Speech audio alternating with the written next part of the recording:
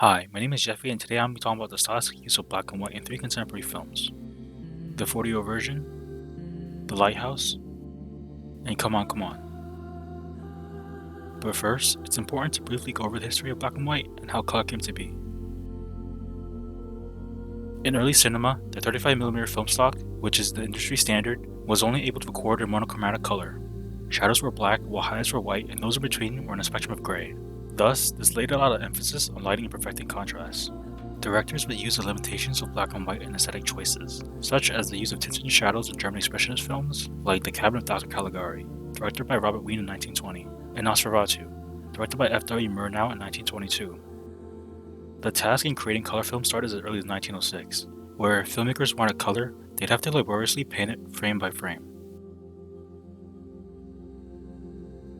The introduction of Technicolor brought along strips of red, blue, and green that contended with black and white. As color film was still very expensive, many opted to stick with filming in black and white, where popular eras such as the film noir movement thrived, with classics like The Maltese Falcon and Sunset Boulevard. Poor dope. He always wanted a pool. With the introduction of Eastman color in the 1950s, it made color film much cheaper, which started the steep decline of black and white films.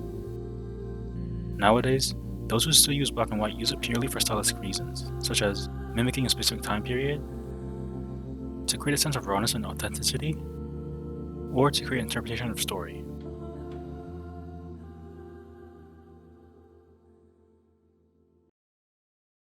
Now I'm on my way to the big city. I'm going to New York. 40-year-old version. Inspired by her own life story, The 40-Year-Old Virgin is a comedy drama film directed by Rhoda Blank, who also plays a character named Rhoda in the film.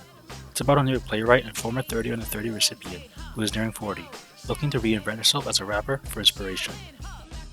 Blank states that one of her reasons for filming in black and white was to pay homage to the classic New York canon of black and white films, as she grew up on many black and white films, such as The Apartment, Repulsion, and The Lost Weekend. Furthermore, her love for the works of photographer Roy Decarava inspired to give both her characters, and hip-hop culture as a whole, a sense of vulnerability. Blank's director of photography, Eric Branco, shot most of the film with a Kodak XX 35mm black and white film, with an Aerocam LT, using Zeiss super speed lenses from the 1970s to obtain a gritty look.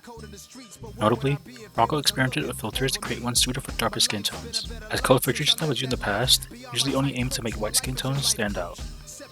In addition to the interplay of comedy and drama, Blank used her upbringing in black and white mediums to recreate the classic New York she saw as a child, while also shining light on the raw side of contemporary hip-hop culture and her own struggles with life. Why you carry all that back there? What the fuck? Yes, what the fuck?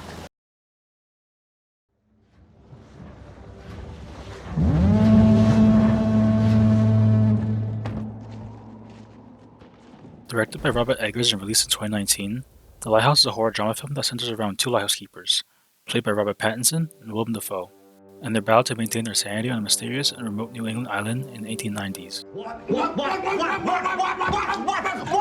That's what I mean! Shot on a Kodak XX with lenses made in the 1930s with a custom orthochromatic filter, Eggers wanted to film in black and white to accurately depict the gritty and bleak lifestyle of seamen. And in conjunction with the mise-en-scène of the lighthouse interior, as well as a tight 1.19 aspect ratio, it served to make it as claustrophobic and uncomfortable looking as possible. Notably, Pattinson stated the lighthouse interior actually looked quite nice and very cozy, which brings up the point of how the absence of color can alter the outlook or mood of a location. With the custom orthochromatic filter, it eliminated all red light to emulate the film stocks that were used up until the 1930s, which made aspects like blood recorded much darker, making every pore and blood vessel pop out more, perfect for showing the bare image of manic lighthouse keepers. Another reason for filming in black and white was to mimic the time period of the 1890s, the time in which the motion picture and film was just beginning. Stylistically, black and white often gives a very somber and moody feel, which plays very well into the horror aspect of the film, as it sets the tone for the rest of the film and heightens times of suspense and tension.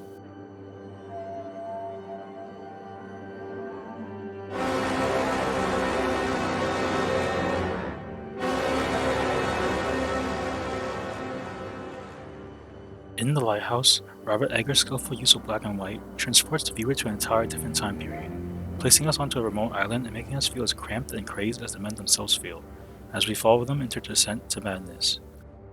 For 4 weeks.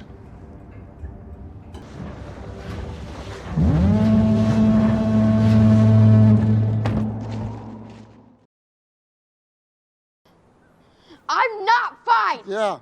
And that is a totally reasonable response. This is fucked up, and that makes sense. This is fucked up, and that makes sense. How could this being so fucked up make sense? It's fucked! Ah! Come On is a drama film released in 2021 directed by Mike Mills that follows Johnny, played by Joaquin Phoenix, who's a radio journalist that travels the country, interviewing kids about the world and their future. He is then given the responsibility to care for his young nephew, Jesse, played by Woody Norman, whose innocence ends up giving Johnny a whole new perspective on life and its hardships. Inspired by Mike Mills' own love for black and white films, he uses black and white in a style that creates a symbolic and expressionistic space to emphasize the fable-like quality of the story. Even more so, the choices of the movie in different urban cities, especially New York, allows for a dynamic between being closely knit with Johnny and Jesse's journey while still having them feel as just another resident in the big city. Mike Mills also said that the black and white brought a sense of seriousness and maturity, not only to the film's message, but also to its characters, and we see this most with Woody Norman's character, which turns him into more than just a kid, but as a human who understands. One of the stylistic uses of black and white is to create a documentary feel, accentuating rawness to make everything seem more real and truthful, the same way Phoenix's character aims to do so in his interviews. Most importantly, the black and white supports the creation of a dreamlike world that seems so plausible and real, but at the same time just slightly out of reach, enough for it to seem like a memory. You asked. I'm not gonna remember any of this. Although black and white films will remain a minority of today's cinema, it will always be there as a choice for directors, and judging from how recent these films are, we'll definitely continue to see black and white films prolong their artistic legacy, as a part of the past, present, and whatever the future will hold. I'll remind you of everything.